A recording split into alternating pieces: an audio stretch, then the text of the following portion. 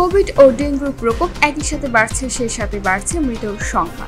দেশে এরই মধ্যে আতঙ্ক ছড়াচ্ছে করোনার নতুন ভেরিয়েন্ট। গতকাল 20 জুন স্বাস্থ্য অধিদপ্তরের তথ্য অনুযায়ী নতুন করে করোনায় আক্রান্ত 6 জন সহ দেশে এই পর্যন্ত মোট রোগীর সংখ্যা দাঁড়িয়েছে 20,51,938 জনে। নতুন করে কেউ মারা না যায়, মৃত্যুর সংখ্যা 29,506 জন অপরিবর্তিত রয়েছে। সরকার আবার সবাইকে মাস্ক পরার অনুরোধ করছে। সাম্প্রতিক এই কোভিড করোনার একটি উপধরন, এই সম্পর্কিত সতর্কতা ও নির্দেশিকাগুলো জানা জরুরি।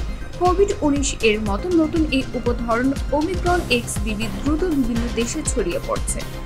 ভারত সহ পার্শ্ববর্তী কয়েকটি দেশে করোনা ভাইরাসের নতুন ধরনের সংক্রমণ বেড়ে যাওয়া এবং অন্যান্য দেশে ভাইরাসের এই ধরনটি ছড়িয়ে পড়ার আশঙ্কা নতুন সতর্কতা জারি করেছে স্বাস্থ্য অধিদপ্তর। জরুরি প্রয়োজন ছাড়া ভারত এবং ভাইরাস ছড়ানো অন্যান্য দেশের ভ্রমণ থেকে বিরত থাকার নির্দেশ দিয়েছেন।